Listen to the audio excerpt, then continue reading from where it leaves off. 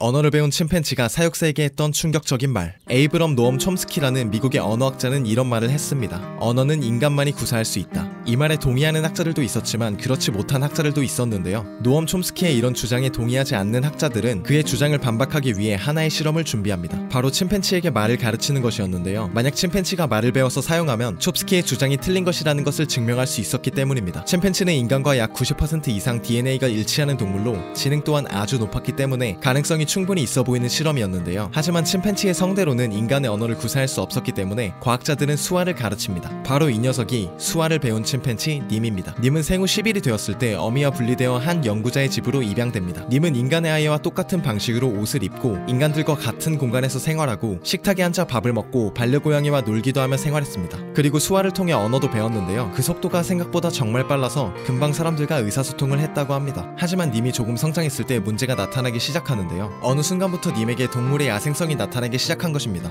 인간과 같은 특성을 보이다가도 갑자기 예측할 수 없는 공격을 해서 주변 사람들을 다치게 만들었죠. 그리고 님의 언어 발전은 어느 순간 한계에 부딪혔는데요. 님은 수백 개의 단어들을 구사할 수 있었지만 단어들을 올바른 조합과 배열로 만드는 것은 끝까지 하지 못하였죠. 결국 이러한 님의 야생성과 연구 실적 부진으로 실험은 여기서 종료되게 됩니다. 그리고 실험이 종료된 후 님은 자신이 태어난 영장류 연구소에 보내지게 되는데요. 이미 사람 손에 길러져서 사람처럼 생활하던 님이 콘크리트 바닥에 철창으로 둘러싸인 우리에 갇혀 생전 처음 보는 침팬지들과 생활하는 것은 쉬운 일이 아니었습니다. 그리고 조금의 시간이 흘러 연구의 총책임자였던 하버트 박사가 님이 있는 영장류 연구소를 방문하였는데요. 님은 그를 보고 다시 돌아갈 수 있다고 생각했는지 엄청 반가워했다고 합니다. 하지만 하버트 박사는 님을 다시 영장류 연구소에 보낸 것에 대해 비난적 여론을 의식해서 보여주기식의 방문을 한 것이었고 님은 한 번 더 상처를 받게 됩니다. 하버트 박사가 돌아간 후 님은 한동안 밥도 먹지 않으며 울기만 했다고 하는데요. 님이 느꼈을 배신감이 엄청 컸을 것 같습니다. 그리고 이런 님을 달래주는 건 영장류 연구소의 사육사 밥이 전부였는데요. 밥은 님을 위해 수화를 배워 소통하는 등 님을 엄청 아꼈고 잘 보살펴 주었습니다. 또 님은 밥에게 놀자라는 수화를 자주 하였는데요. 그때마다 밥은 님과 열심히 놀아주었다고 해요. 이렇게 님을 아꼈던 밥 덕분에 님도 새로운 환경에 점차 적응해 나가고 있었는데요. 그러던 어느 날 큰 문제가 발생합니다. 님이 있던 영장류 연구소에 재정책 위기가 발생한 것인데요. 이때 님은 다른 침팬지들과 함께 임상실험 연구실로 팔려가게 됩니다.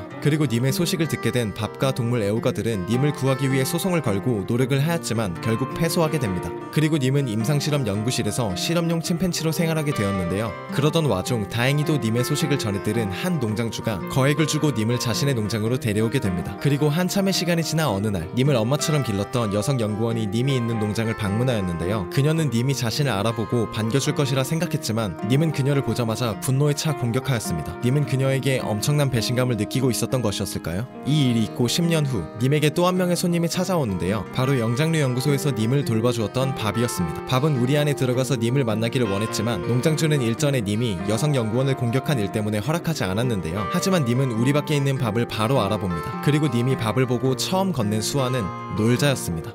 예전에 영장류 연구소에 있을 때처럼 말이죠. 그리고 밥은 우리 안에 들어가지는 못했지만 우리 밖에서 한참 동안 님과 시간을 보내고 돌아갑니다. 밥은 이후에도 종종 농장을 방문하였는데요. 밥의 방문 이후 님은 농장에서 활기찬 모습으로 생활했다고 합니다. 그리고 시간이 더 흘러 2000년, 님은 26세의 나이로 세상을 떠나게 됩니다. 동물 실험은 인류의 발전을 위해 불가피한 것은 분명하나 조금 더 책임감을 가질 필요가 있어 보입니다. 더 많은 영상은 유튜브 뚝딱상식 뚝배기 구독.